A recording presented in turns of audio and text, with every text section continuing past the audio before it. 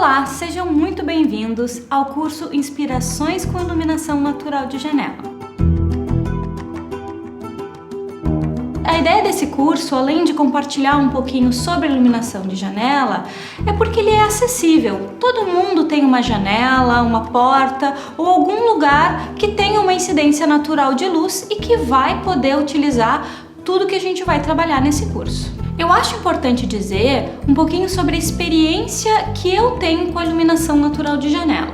Ela aconteceu com a minha experiência fotografando aqui mesmo no meu ateliê. Eu fiz esse ateliê todo baseado naquele filme A Moça do Brinco de Pérola. Eu vou botar o linkzinho aqui embaixo para que vocês possam ver. Eu assistindo esse filme, eu comecei a perceber que no ateliê do pintor, as janelas elas estavam sujas. Isso fazia com que a iluminação entrasse de maneira difusa. Eu então tentei diversas maneiras para difundir essa luz que entra na janela. Então eu tentei com uma cortina de voal, que é a mais comum que nas janelas e nas salas. Eu tentei com aquele tecido isolene, que é um tecido muito comum para difundir a luz. A gente vai falar um pouquinho sobre ele quando eu falar sobre rebatedor também. E nada me dava a textura que eu conseguia enxergar nas pinturas. Eu então resolvi testar utilizando um verniz fosco. Então ele era em forma de spray, eu sprayei toda a minha janela e essas gotículas que ficaram de maneira fosca, elas difundem essa luz e elas dão uma textura. Essa textura é exatamente a textura que eu utilizo nas minhas imagens.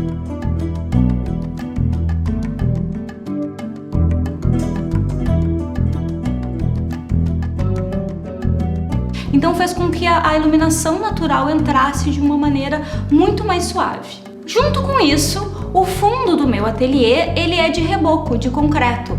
Ele não tem nenhum tipo de pintura, de verniz. Isso faz com que a iluminação, que a luz, ela seja absorvida por esse reboco. Isso também contribui para que a iluminação de janela fique muito mais interessante e muito mais pictórica. Falando no filme, eu acho que é importante falar justamente sobre essa inspiração que vai ser barroca holandesa, principalmente baseado nos pintores Vermeer, no Caravaggio, no Rembrandt, que a gente vai construir as noções de direcionamentos de iluminação desse curso. Porque justamente estudando esse tipo de iluminação natural, eu comecei a perceber como esses pintores utilizam a iluminação natural, e uma das características da pintura barroca é justamente ser em interiores, então eles de fato utilizavam a iluminação natural para pintar, é que eles utilizavam para construir atmosferas, para criar uma tensão na pintura, para dar mais profundidade com a iluminação. Então, baseado nessa observação, eu comecei a tentar também construir essas atmosferas e utilizar diversas iluminações que eu conseguia observar nas fotos. E é isso que eu vou passar para vocês hoje. Inclusive, se estuda muito a utilização, por exemplo, da câmera escura como auxílio nas pinturas. Inclusive nesse filme que eu indiquei para vocês, vai aparecer, dado o momento, onde o pintor utiliza desse recurso para auxiliar as suas pinturas. Não é exatamente comprovado que ele ou qualquer outro pintor utilizava de fato a câmera escura, mas eles não falavam muito sobre isso e não revelavam muito qual eram as técnicas que eles utilizavam. O que acontece é que tem um documentário que eu também vou botar o link aqui para vocês, que se chama O Conhecimento Secreto, do David Hockney. O que ele vai fazer? Ele vai justamente olhar para essas pinturas e analisar em que ponto a lente começa a ser utilizada na pintura. Porque o olho humano, ele não consegue focar e desfocar, né, como a lente consegue. E algumas pinturas começam a aparecer com alguns pontos de desfoque. Então ele começa a fazer um estudo extremamente interessante justamente sobre quando a lente começa a ser utilizada como auxílio na pintura. E isso ajuda muito também a gente a entender sobre iluminação natural. Bem, nesse curso a gente vai trabalhar intensidade da luz, direcionamento e possibilidades de misturar a iluminação natural com outras incidências de luz. É importante dizer que aqui a gente vai utilizar a figura humana como referência. Então a gente vai trabalhar como essa incidência de luz vai se comportar no rosto e no corpo. É importante também dizer que essa luz que vai entrar pela janela, ela tem que ser rebatida, ela não pode ser direta, ou seja, o sol não pode estar batendo direto na janela, porque ele vai produzir sombras mais nítidas e mais duras. E a gente vai ver que não é exatamente essa a melhor para trabalhar aqui com as condições que a gente vai trabalhar no curso. Outra coisa importante também é o horário do dia. Por quê? Porque quanto mais perto do meio-dia, mais luz vai entrar. E quanto mais perto do final do dia, menos luz vai entrar. E isso sim vai interferir nos resultados adquiridos com essa incidência natural de luz. Bem, na intensidade a gente vai ter a iluminação volumétrica ou iluminação dura. Esse tipo de iluminação vai acabar criando sombras bem marcadas, bem nítidas. Então vai ter bastante contraste. Eu chamo de iluminação volumétrica justamente porque é um tipo de iluminação que vai dar volumetria para tecido, para relevo. Então ela vai ser utilizada para deixar mais tenso, mais misterioso. Vai ser um tipo de iluminação utilizada para deixar a coisa um pouco mais marcada. Se eu afasto ela da janela, eu vou ter uma incidência de luz difusa e ela vai criar sombras que vão ser menos marcadas, vão ser mais suaves. Então tu não vai ter tanta diferença de contraste. É óbvio que existem várias nuances. Eu vou conseguir deixar mais volumétrica ou mais difusa, dependendo da intensidade da luz. Mas basicamente a iluminação difusa vai deixar a foto mais suave e a iluminação vai ficar mais homogênea, vai iluminar tudo, não vai dar para diferenciar tanto os contrastes e os relevos da roupa e do rosto também.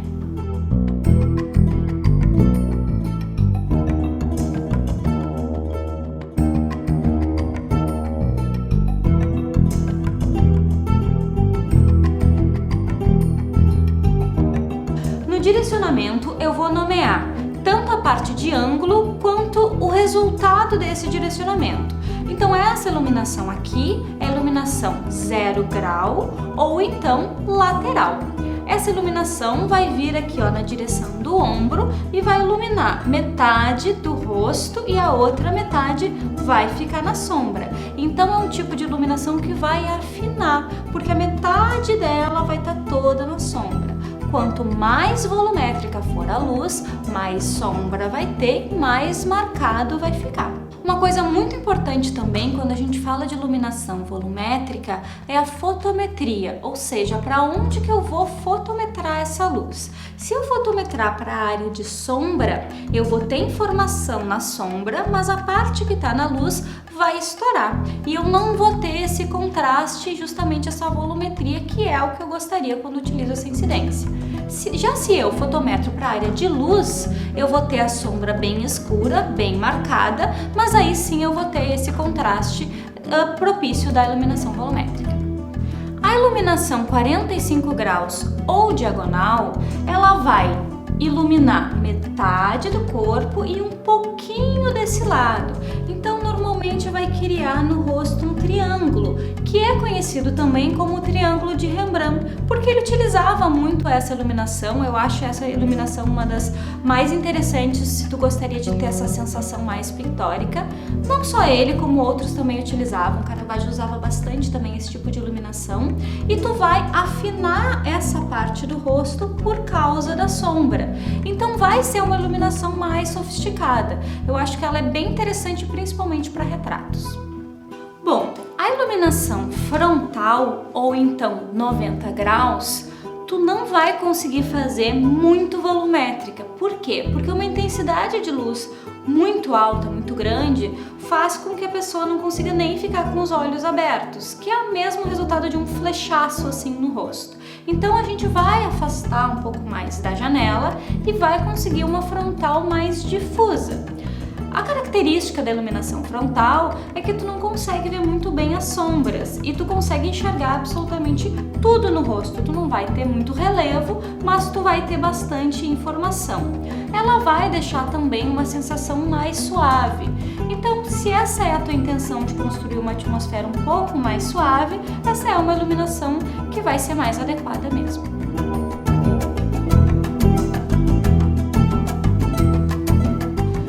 iluminação menos 45 ou iluminação de contorno, a incidência de luz já vai estar atrás da minha modelo. Então a parte da frente ela vai ficar mais na sombra, mais escura, e eu vou só ter um vazamento de luz que vai priorizar bastante a forma. Então é uma ótima iluminação para trabalhar com forma. Ela é legal de trabalhar também com corpo, com nu, justamente porque ela vai mostrar um pouquinho e vai esconder o resto. É uma iluminação bem misteriosa, bem interessante para usar de uma maneira um pouco mais poética.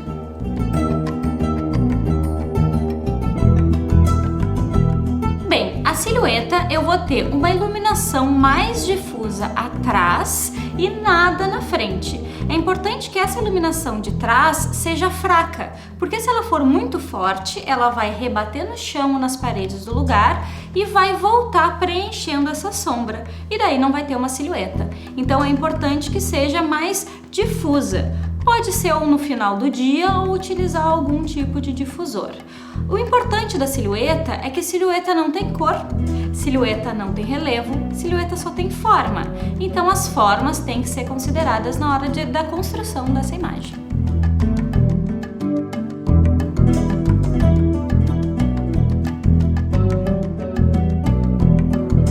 Uma ferramenta também que é bem legal e que nos dá muito mais possibilidades de manipular a iluminação natural é o rebatedor. Bom, o rebatedor que eu acho mais completo para adquirir é o 5 em 1. Ele vai ter 5 possibilidades de interação com a luz. Existem vários tamanhos de rebatedor. Esse aqui, por exemplo, é um rebatedor que vai pegar o corpo inteiro. Então ele vai rebater a luz no corpo inteiro. Existem rebatedores menores, que daí eles vão servir mais para rosto, para retratos, e também são super fáceis de guardar e de armazenar também. A parte dourada, ela é super reflexiva, então ela vai de fato rebater a luz muito forte. Porém, o dourado vai interferir na cor da foto e vai deixar ela um pouco mais quente. Então aqui a gente tem uma iluminação volumétrica, né? Conseguimos ver que a sombra está bem acentuada. E com o rebatedor, essa sombra vai ser preenchida de uma maneira mais dourada. Outra parte do rebatedor 5 em 1 é a cor branca. Ela não vai rebater tanto quanto a dourada porque ela não tem uma superfície tão reflexiva.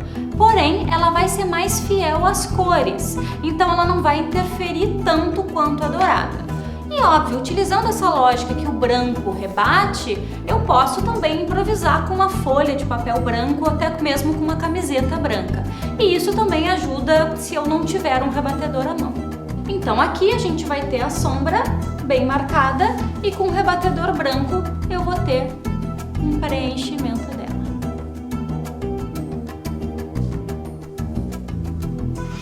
A parte do rebatedor que tem a superfície prateada, ela vai ser igualmente forte à dourada, vai ser super reflexiva, mas também interfere na cor. Ele vai deixar a foto mais pálida, mas é muito bom para a fotografia preto e branco.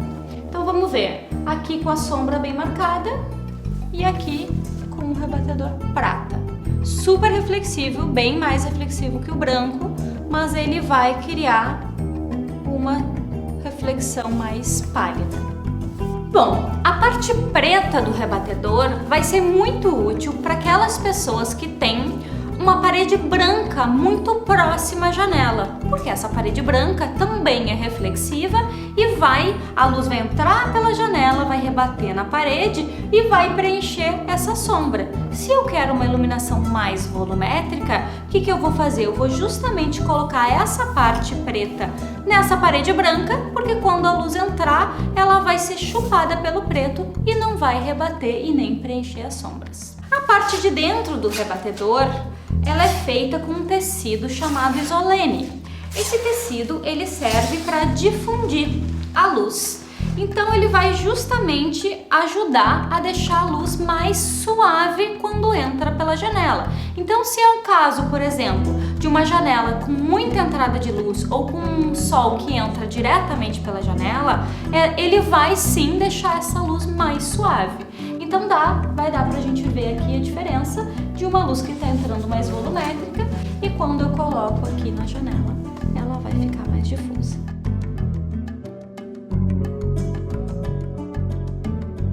Essa parte de dentro do rebatedor também ajuda muito para fazer a silhueta, porque ela justamente vai difundir essa luz da janela e vai possibilitar que ela não seja forte o suficiente para rebater nas paredes, no chão e para voltar e para preencher essa sombra. Então também é muito bom para fazer silhueta em janela.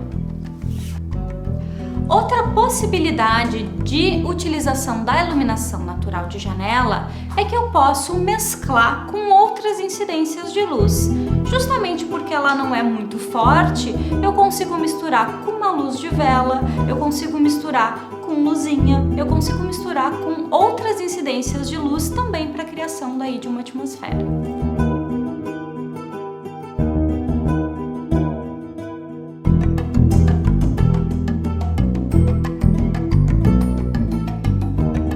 Sabendo utilizar a intensidade e o direcionamento da luz, tu consegue inclusive criar atmosferas, ou seja, deixar a tua foto um pouco mais suave, um pouco mais tensa, mais misteriosa, conforme a utilização justamente do conhecimento dessa incidência de luz natural. Eu trouxe para vocês 2 exemplos de fotógrafas que eu me inspiro, que utilizam a iluminação natural nas suas imagens e que é bem nítido como elas constroem essa atmosfera com a iluminação. A iluminação então se torna um elemento compositivo. Então eu trouxe 2 fotos da russa Ekaterina Initova, acho que é assim que se pronuncia. Vou botar aqui embaixo inclusive o link para que vocês tenham acesso ao trabalho dela. E eu trouxe essa imagem onde ela utiliza a iluminação de janela um pouco mais suave, um pouco mais difusa e vai criar junto com as cores e obviamente com a interpretação da modelo uma atmosfera mais suave.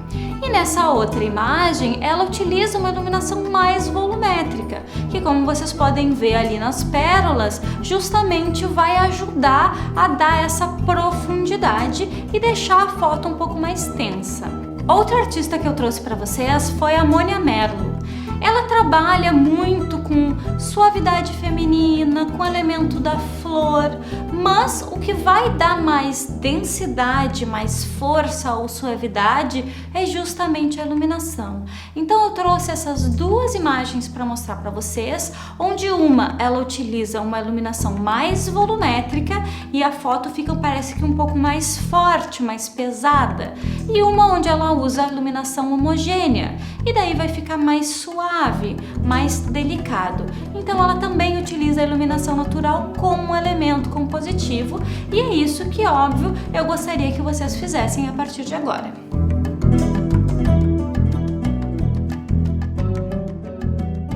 Para a prática, eu pensei em utilizar a iluminação mais volumétrica, pensando em dar uma sensação um pouco mais densa, para dar justamente essa tensão entre questões. Então eu acabei utilizando uma iluminação lateral 0, um pouco 45 graus, e óbvio vai dar uma sombra que vai deixar mais dramática a minha foto.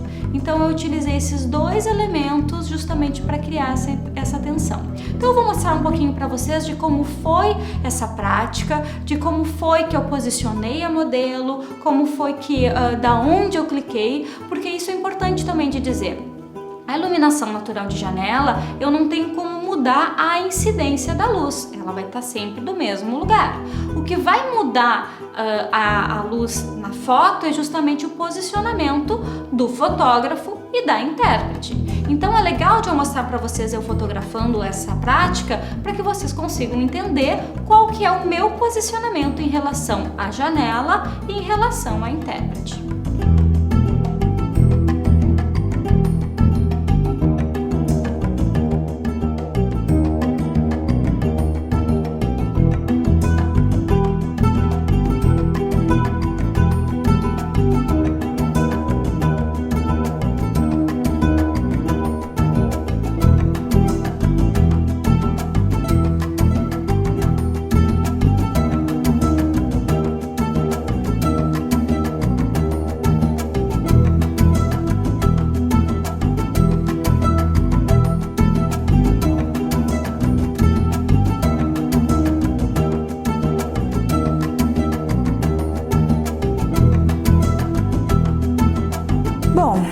Vamos editar então essa fotinho.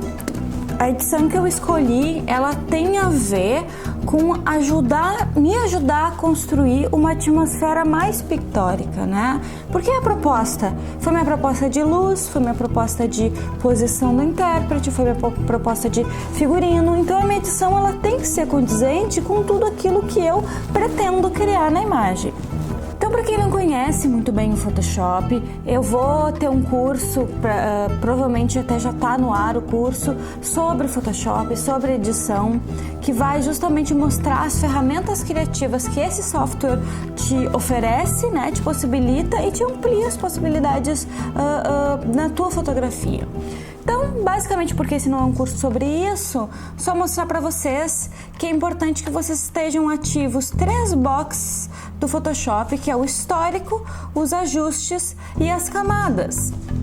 O Photoshop é meio louco, assim, toda vez que tu fecha ele sai os boxes que tu escolheu. Então sempre que vocês perderem um box, vocês vão vir em Window ou então em janela, dependendo da língua que estiver o Photoshop de vocês, e vão ativar esses 3 boxes aqui, ou desativar outros que vocês não estejam usando, né? Então beleza, gente. Essa é a minha foto crua. Eu já tenho um tratamento de cor na minha própria câmera, então por isso que ela já sai com uma cor interessante. Ao contrário de muitos fotógrafos, eu não fotografo em RAW, eu fotografo em JPEG. E por que eu fotografo em JPEG? Porque eu sou uma pessoa muito visual. Então no momento que eu pego um arquivo cru, que tem todas as informações para edição, obviamente, mas eu enxergo ele de maneira crua, isso interfere na minha execução, isso interfere no meu fazer. E por isso eu acabo optando por fazer em JPEG. Então eu já tenho coisas que me agradam, como bastante contraste. Eu uso também um tratamento de cor que vai ser um pouquinho amarelo e roxo. E eu potencializo isso então no Photoshop. Bom, a primeira coisa que eu vou fazer, por mais que eu já tenha aqui as minhas bordas escurecidas, eu gosto de dar centralidade pro meu meio. Então eu vou fazer uma espécie de vinheta, mas uma espécie de vinheta onde eu vou controlar. Então aqui, gente, essas 3 primeiras ferramentas, elas vão controlar a exposição. As 4 primeiras. A exposição, se vai ficar mais claro, mais escuro, mais contrastado, mais opaco. Eu vou usar essa última, que é a disposição, e vou deixar ela mais escura.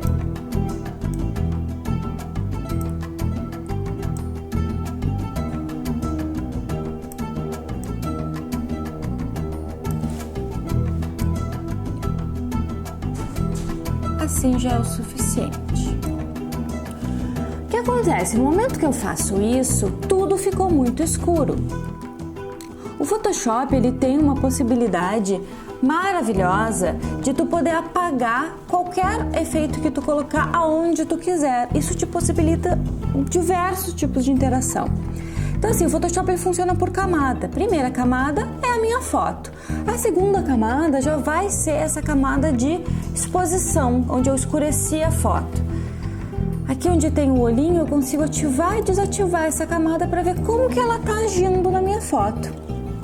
Qualquer uma das ferramentas do box de ajustes, ele vai te dar essa folhinha em branca. Essa folhinha em branco, né? Essa folhinha em branco, ela vai ser a máscara.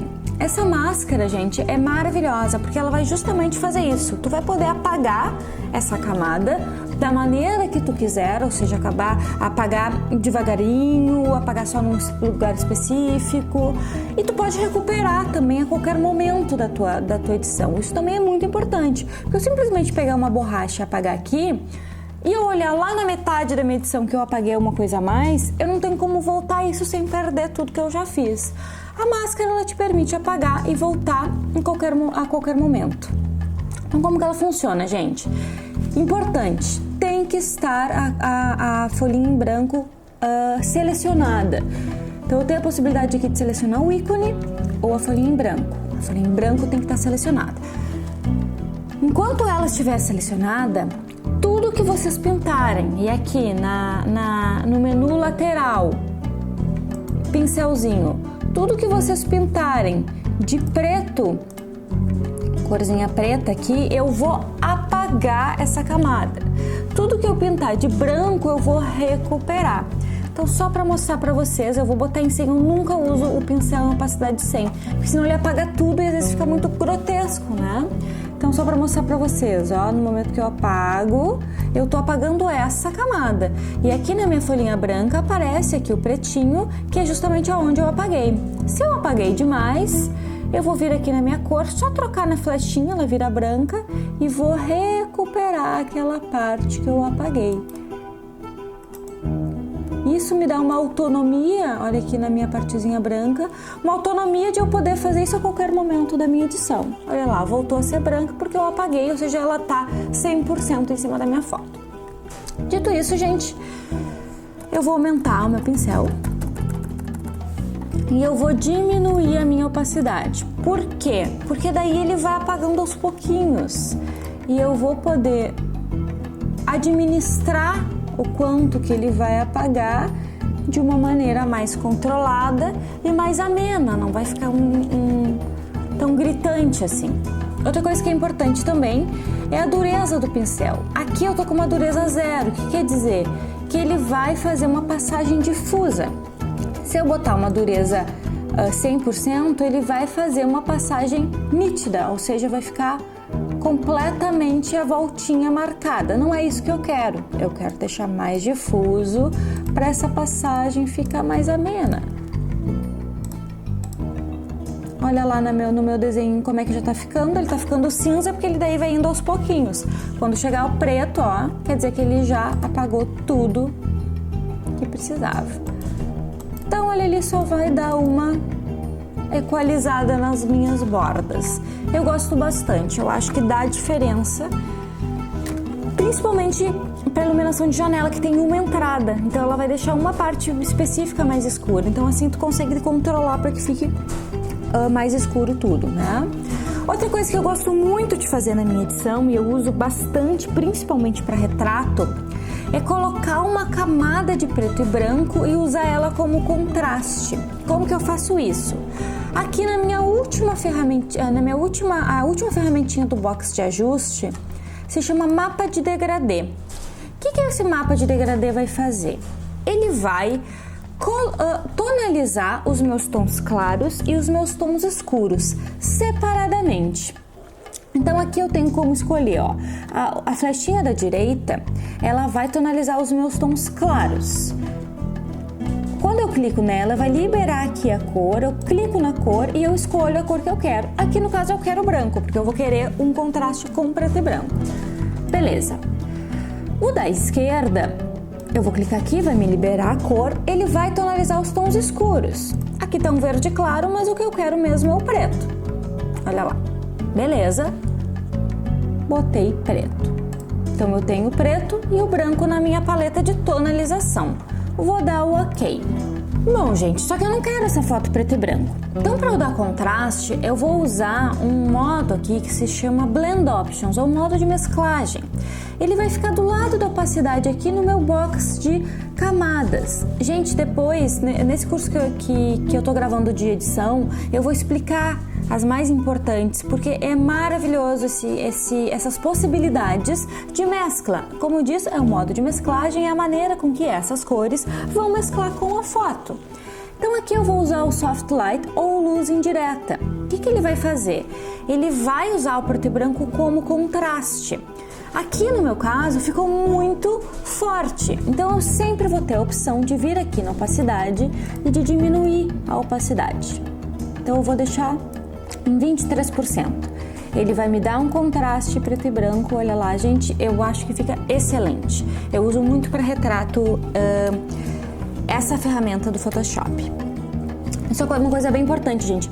As camadas vocês não precisam usar em 100%, vocês vão usando na porcentagem de opacidade que é mais adequada. Então, às vezes, tem alguma camada que não fica bom em 100% de opacidade, às vezes fica bom em 10%.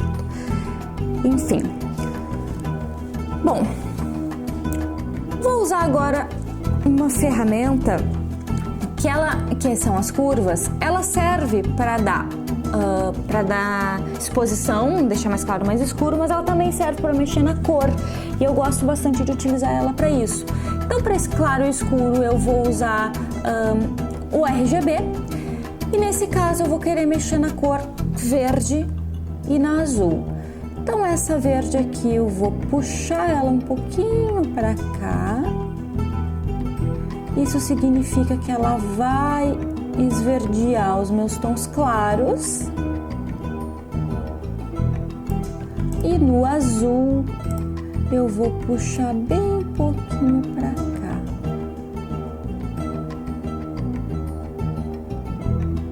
Aqui. E daí vai dar uma amareladinha nos meus tons claros.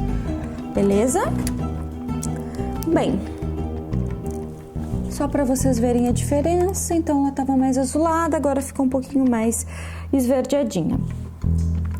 Eu vou usar essa outra ferramenta para tirar um pouco a vibração das cores, para elas não ficarem tão vívidas. Eu gosto bastante também, porque eu sou um pouco mais dramática, né? Então, olha lá, elas vão ficar um pouquinho mais mortinhas, assim, eu gosto bastante. Essa aqui eu vou usar em 100% também. Bom, agora, gente, importante essa ferramenta, eu vou adicionar um pouquinho de luz aqui.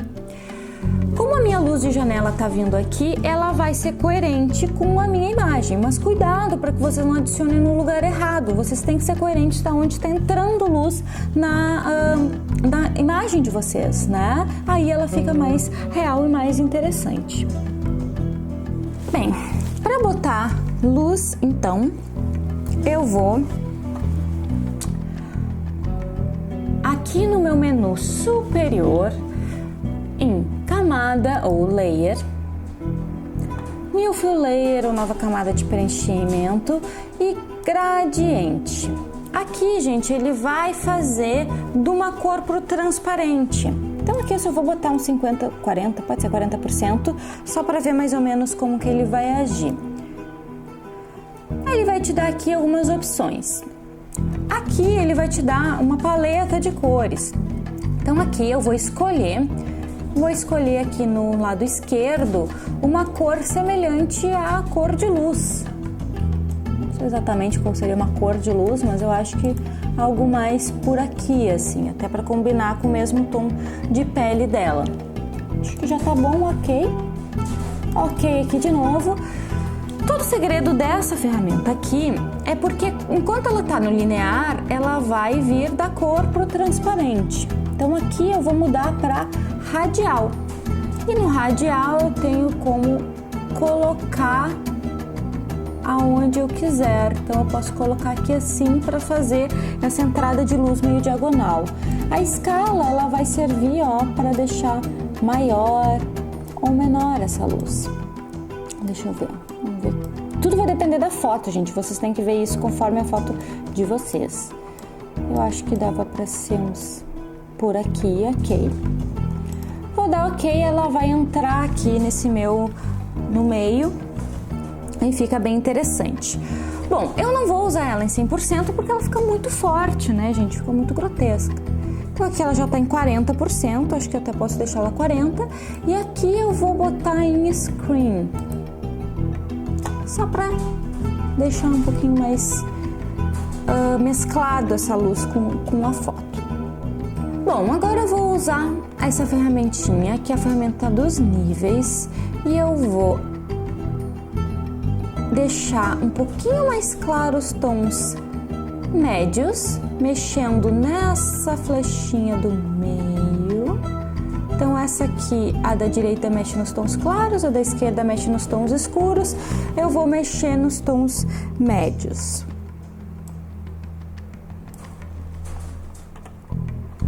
E vou botar um pouquinho aqui da paleta preta, porque ela vai clarear os escuros, aí vai deixar um pouquinho mais...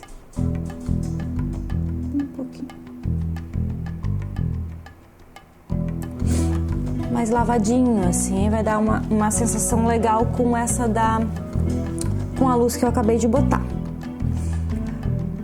E por último, eu vou botar mais uma camadinha de curvas. Bom, antes de eu botar essa de curvas, eu vou só tirar um pouquinho a opacidade dessa aqui dos níveis. Aqui já é o suficiente. Perfeito. E a última que eu vou botar vai ser a de curvas. E essa de curvas vai ser para escurecer. Gente, essa ferramenta de curvas, vocês podem quebrar tonalmente a foto. Eu acho um pouco complexo, então normalmente eu uso ela mais clicando no meio, ou escurecendo, ou clareando para cima, ou escurecendo para baixo. É onde eu uso ela mais. Então é isso que eu vou fazer, eu vou dar só uma escurecidinha aqui embaixo. E pode ficar no 100%. De levezinho. Vocês notam, gente, que as coisas elas são leves, assim, não é nada muito brusco. Porque tu vai botando levezinho aqui, levezinho lá e no fim faz sentido. No final das contas, gente, uma coisa que é importante também, que se construiu aqui uma paleta de cores extremamente interessante, que é o verde com esse amarelo, né? É um verde escuro com amarelo e um pouco de laranja. Então é bacana vocês pensarem também na cor, porque isso define que tipo de tratamento vocês vão dar aqui, né? Então eu vou dar um antes e depois aqui, só para vocês verem. Então antes ela era assim. Não é que ela seja feia ou ruim, mas o depois ela acaba ficando muito mais pictórica, muito mais harmoniosa e eu acho que bem interessante aos olhos. Pessoal, no curso de vocês eu disponibilizei uma ação de Photoshop. O que é isso? Essa ação ela funciona como um tratamento gravado. Exatamente isso que eu fiz aqui, eu gravei numa ação, para que vocês possam estudar. Então, só para que vocês saibam como utilizar ela, eu vou apagar aqui todas as minhas camadas. O que vocês vão fazer, gente? Vocês vão baixar a ação ali no site e vocês vão ativar aqui na janela, que nem eu já ensinei para vocês, a parte de ações. Essa parte de ações vai vir já com as ações que o Photoshop tem e a gente tem como salvar essa ação, mandar essa ação para cá e aplicar na foto que vocês querem. Bom, depois que vocês derem 2 cliquezinhos nela, ela vai aparecer aqui como uma ação. Essa aqui é uma pasta de ação, vocês têm que abrir essa pasta e eu separei para vocês, preparei horizontal e vertical, porque isso faz diferença, principalmente na questão da entrada de luz. Então vocês vão escolher aqui a vertical e vão apertar o play. E quando vocês apertarem o play, tudo que eu fiz, que eu ensinei vocês a fazer, vai aplicar automaticamente na foto de vocês. Obviamente não é para vocês usarem esse tratamento pronto, gente, é para vocês usarem para estudo. Olha lá, é para vocês usarem para estudo e também para vocês verem o que foi feito. E assim, lembrando que como o Photoshop funciona em camadas, vocês podem mexer nelas individualmente. Então vocês têm como diminuir a opacidade, vocês têm como falar não gostei disso, tira, vocês têm como mexer individualmente, isso é muito rico no Photoshop.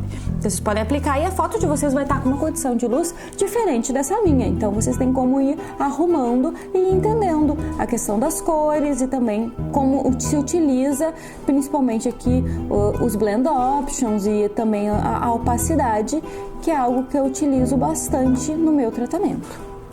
Tá bom, gente, espero que tenha sido muito útil essas ferramentas de tratamento, porque elas ajudam muito criativamente a nossa construção de imagem e elas inclusive interferem o nosso fazer, porque a gente já sabe como que a gente poderia editá-las.